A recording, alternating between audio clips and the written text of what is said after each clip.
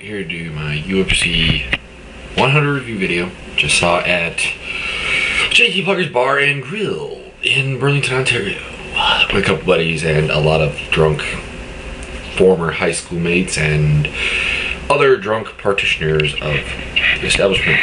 I'm trying to get this damn camera centered. That's better.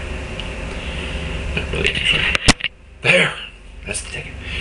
Anyways, had a good night of picks, actually. I think I lost three fights. Stephan Bonner, Stevie Dalloway, and Frank Mir. I will have to see the Bonner fight, because that particularly disappoints me. It really does. That old man Coleman got himself a win in the UFC in this day and age. But anyways, we start out the main card, Alan Belcher versus Yoshihiro Akiyama. This fight has gotten me enraged just because everyone's like, Akiyama got a gift decision or something. I'm trying to figure this out, and most people try to point to the stand-up, and you know, if you look up the CompuStrike stats, not that these are always accurate, but people are saying he landed more shots, and he didn't. He landed more jabs and setup punches, but he landed less power shots by a considerable margin. I mean, if you were to fight a clone of yourself, and let's say you landed 5 jabs and 2 power punches, and your clone landed 4 jabs and 3 power punches, he probably won, you know? The power punch is more important than a jab. I mean, jab is really important to set up the power punch, and if you were to, you know, jab a guy 100 times versus like 20 power shots, you know, you'd win, but it's beside the point. So, I mean, I don't really understand this. The second and third round are clearly Akiyama. Also, we had a very kind of humorous but yet very painful looking ball shot in the first round. That was nice. That got some oohs and ahs from the crowd at the bar. But it doesn't make any sense to me as you look. I mean, people are pointing out Belcher dropped Akiyama. He did once. The second time I think was more of a slip. But even if he did, Akiyama dropped Belcher. Akiyama took him down kind of whenever he really felt like it. He just didn't do it a lot. He had a hard time keeping Belcher down, so I guess the grappling was fairly even. But at the same time, I think judges tend to score the takedown more than being able to get up from it a little bit higher. Which I think is kind of right, because I mean, when you take a guy down, it does take a lot of work. It's something that I think has always been overscored, but these people who think you should not get points per takedown because you didn't do anything with it are kind of dumb, because that's like saying you shouldn't get points per jab if you don't hit a power punch afterwards. Which ironically is the same people that are saying Belcher won, 1 takedown is taken away. So there you go. Hypocritical in every way. Anyways, so we got Akiyama won. We went to Henderson versus Bisping in a fight that I was really looking forward to, and Henderson really showed up well. He pretty much controlled the stand-up, which is something I didn't really even think he would do. I mean, he beat Bisping at everything and then knocked him flat out. It's beautiful. Kind of, you know, it went even better than I thought it would. Although the punch after he was down, a bit harsh, but you know what you do? You go till the ref tells you to stop. And the ref had not told them to stop yet. Okay. Next fight was St.Pierrer versus Alves. This was another redeeming fight for me. I said that the stand-up wouldn't be entirely Alves, and it wasn't. And I said that GSP could take Alves down, and he did.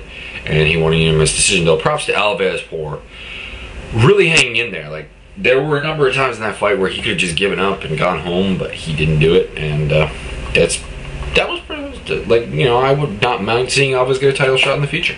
Give him like 2 more wins. Then we had the main event, Brock Lesnar, Frank Mir. I was wrong on this one. Brock looked awesome.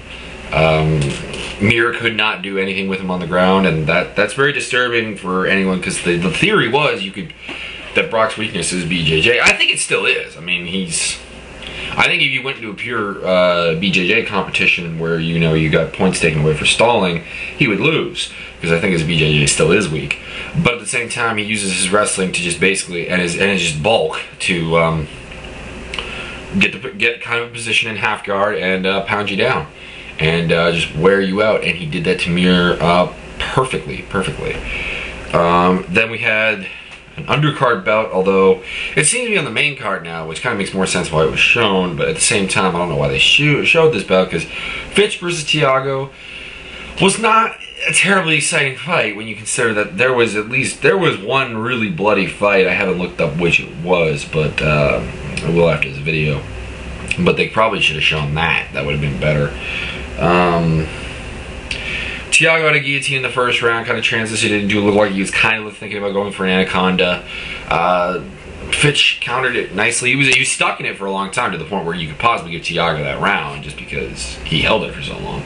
But he wasted energy, I think, really, because it became relatively obvious relatively quickly that it was not really going to work on Fitch. Fitch has always had like this weird resilience to chokes, as shown in like the Diego Sanchez fight, where, you know, that guillotine was a lot deeper than Paulo's was, and the idea of tapping never occurred to him. Fitch used his wrestling and a little bit of striking to basically control the fight, win the unanimous decision. I had a 29-28. I think some of the judges had 30-27, which I thought was maybe a bit harsh, because I thought the case could be made for Thiago to have won the first round. Just a little side note here, I'm going to talk about damage and how people seem to equivalent damage to winning a fight. And if you cannot finish the guy, damage does not mean anything in the UFC's scoring. You ever see, they have explained many times this 10-point must system.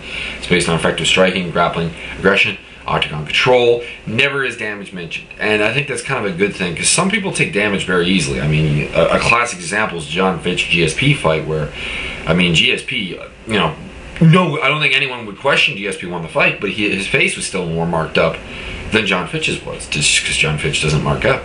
GSP does. You saw it again in the first fight with BJ Penn, where, you know, he took him down, didn't really even take a lot of punishment, and his face was all messed up. I mean, and I think that kind of attributed to the Belcher-Akiyama thing, because Akiyama's face was a little more messed up. And I keep having to, you know, I keep bringing this up, and it's in the UFC rulebook. Damage doesn't, you know, count. Cumulative damage leading to a stoppage is the only use for damage. But damage, if it goes to decision, is thrown out the window. You can cut a guy, like, you know, if Pedro Rizzo would have never won a decision in his career if, you know, damage was counted, because that man bled like a stuck pig when he got punched. You know, in a nutshell, because he had so much scar tissue in his face. And this is something I think people still, we're in UFC 100. The rules have been kind of the same since, I believe Dana White and Zuba purchased it in the, somewhere in the 30s. So, I mean, we've had like almost 70 UFCs of the same rules, and you people still don't understand it. It's a little disturbing. Anyways, it was a good fight card. It was not the fight card of the year. I think it delivered what it could on paper. It did not deliver on the hype, but it delivered on paper what, you know, I went in there expecting a good fight between Belcher and Akiyama. I went in there expecting a decent fight between Bisping and Henderson. I went in there expecting a chess match between Alves and GSP. I went in there expecting to basically see if Brock Lesnar could deal with a really good grappler, and we got all those things. So it was a pretty good fight card altogether. Anyways, peace out. See you on UFC 101.